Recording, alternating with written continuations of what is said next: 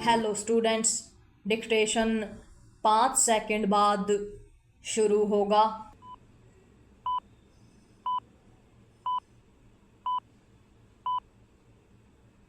Start.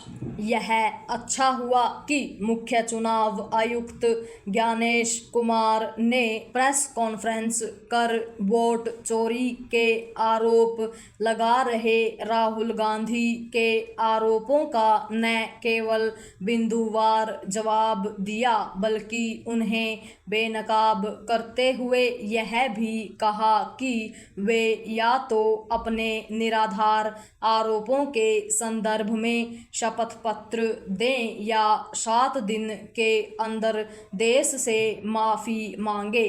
Rahul Gandhi को ऐसी चेतावनी देना आवश्यक था क्योंकि वे अपने संकीर्ण राजनीतिक हितों की पूर्ति के लिए संवैधानिक संस्था चुनाव आयोग की प्रतिष्ठा और गरिमा पर जानबूझकर चोट करने में लगे हुए हैं। इसके पहले वे और कुछ अन्य विपक्षी नेता ईवीएम में गड़बड़ी के आरोप लगाया करते थे। जब ऐसे आरोप निराधार साबित हुए तो वे वोट चोरी की नई कहानी लेकर सामने आ गए। मुख्य चुनाव आयुक्त ने जो कुछ कहा उसका यही अर्थ था कि यह कहानी फर्जी है।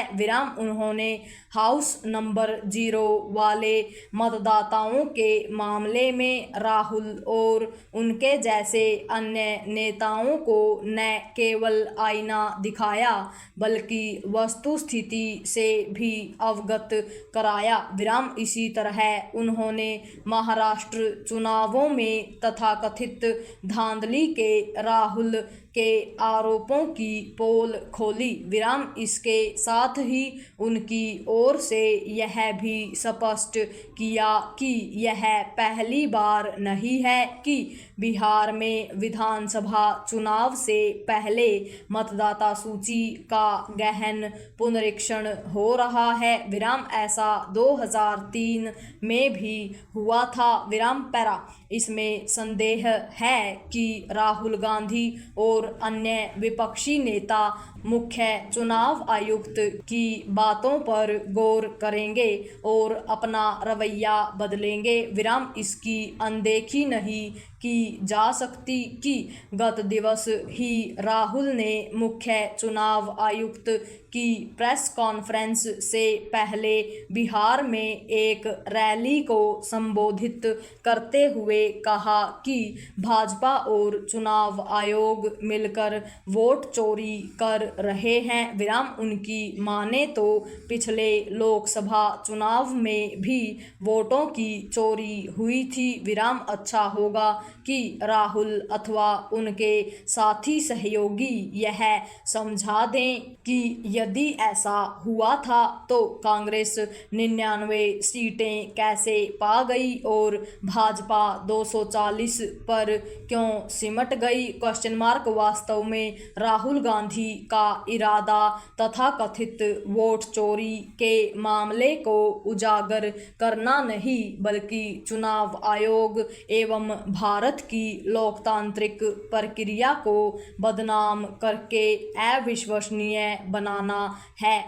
वे ऐसा इसलिए कर रहे हैं क्योंकि संभवतः यह जान गए हैं कि चुनावी मैदान में जीत हासिल करना उनके बस की बात नहीं। जो भी हो यह आवश्यक हो जाता है कि सुप्रीम कोर्ट इस पूरे प्रकरण में हस्तक्षेप करे।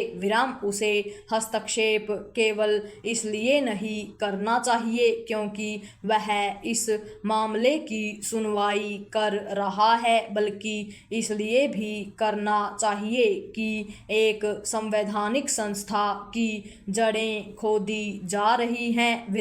आखिर सुप्रीम कोर्ट ऐसा होते हुए कैसे देख सकता है और वह भी तब जब वह है बिहार में मतदाता सूची के सत्यापन की प्रक्रिया को सही ठहरा चुका है। पूर्ण विराम।